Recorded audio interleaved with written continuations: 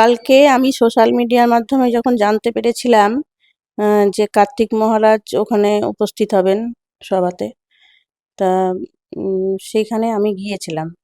হুম এবার ওনার সঙ্গে দেখা করব বলে আমি গিয়েছিলাম।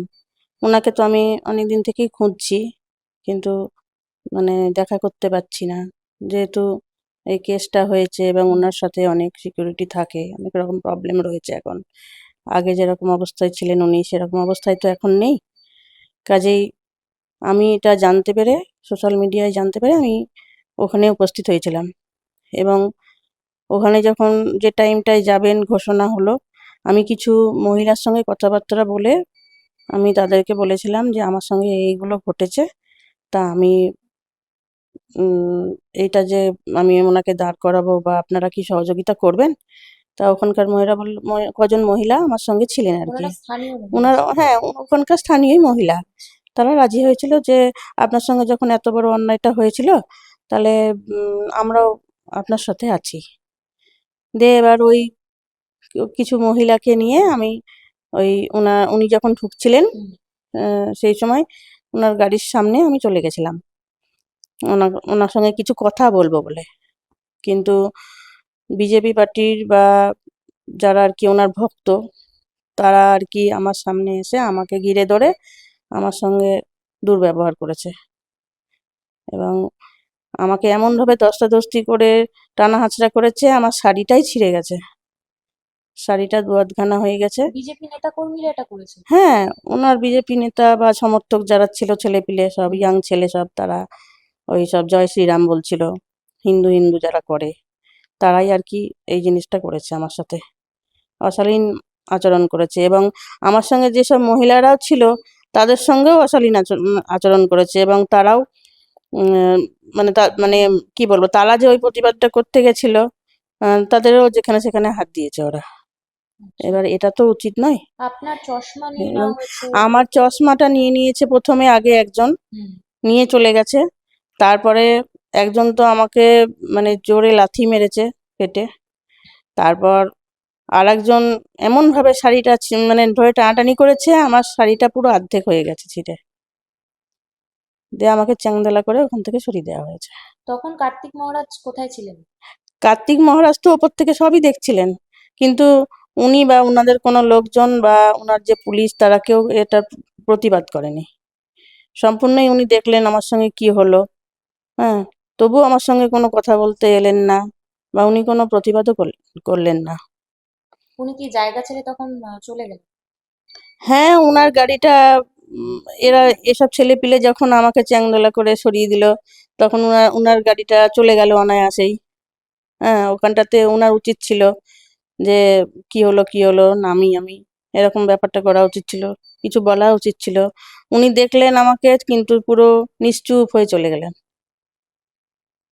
কিন্তু এই বিজেপির নেতারাই এবং কার্তিক মহারাজ সারাক্ষণ হিন্দু হিন্দু করে, এদিকে একজন হিন্দু ব্রাহ্মণ পরিবারের মহিলার উপর এরকম অত্যাচার হচ্ছে দেখে তারা কেউ কিছু প্রতিবাদ করলেন না। না, আগেও উনার তো হ্যাবিটেই আছে এটা।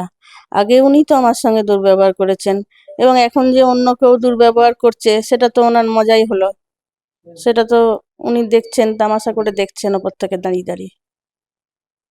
বা আর সবাই যারা আছে মজা নিয়েছে যে ওর ওপর হচ্ছে, এটা হোক। কিন্তু যেসব ছেলেপুলেগুলো আমার উপর অ্যাটাক করেছে, তারা তো আর আমাকে চেনে না, আমাকে জানে না। হ্যাঁ, আমি ঈশ্বরের কাছে প্রার্থনা করছি তারা কি বলবো, তারা, তাদের যেন কোনো ক্ষতি না হয়। হ্যাঁ, তাদেরকে যেন ঠাকুর ক্ষমা করে দেয়। তারা তারা তো শিশু, নাবালকের মতো আচরণ করেছে, আমাকে লাথি মেরেছে। তারপর কি আপনি কার্তিক মহারাজের সাথে কথা বলার সুযোগ পেয়েছিলেন? না, আমি কথা বলার কোনো সুযোগ হবে কি করে, ওখানে যেভাবে আমাকে সবাই ঘিরে ধরেছিল, আমি তো কথা বলতেই পারিনি। আমি তো কথা বলবো বলেই তো গাড়ির সামনে গিয়েছিলাম, গাড়ির সামনে গিয়ে আমি দাঁড় করানোর চেষ্টা করেছিলাম কিছু বলবো বলে, কিন্তু সেই বলার সুযোগটাই আমাকে দেওয়া হয়নি।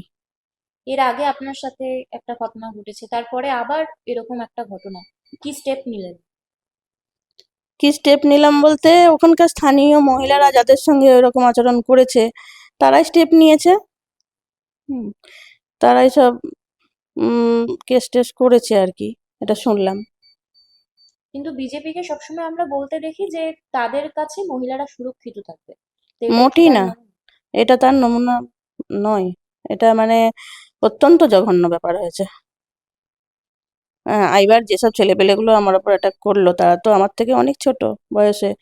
তাদের মানে উচিত ছিল যে এই মহিলাটিকে আমরা চিনি না ঠিক আছে, কিন্তু মিনিমাম একটা সম্মান দেওয়াটা উচিত ছিল, কলকাতা পুলিশ আমার এ কিছু বিষয়ে বলতে দেওয়াটা উচিত ছিল। কলকাতা পুলিশ এ বিষয়ে সহযোগিতা করছে? হ্যাঁ, ওনারা কি করে সহযোগিতা করবেন? ওরা যেভাবে ছেঁকে ধরেছিল তাতে তো ওখানে কেউ ঢুকতে পারেনি। আমাকে ওই যেসব মহিলাগুলো আমার পাশে দাঁড়িয়েছিল তারাই আমাকে সাপোর্ট দিয়েছিল। এবার যা করার করবেন ওনারা সবাই। আচ্ছা, এখন আপনার শারীরিক পরিস্থিতি কেমন? এখন শারীরিক পরিস্থিতি বলতে আমি তো চোখে কিছু দেখতেই পাচ্ছি না, আমি তো চশমা না হলে পুরো অন্ধ। চশমাও তো প্রচন্ড পাওয়ার, প্লাস মাইনাস বয়স হলে যেটা হয় আর কি। তো সেই অবস্থাটাই হয়েছে এখন, পুরো অন্ধ। এখন আমাকে চোখ টোক দেখাতে হবে, চশমা নিতে হবে তারপর।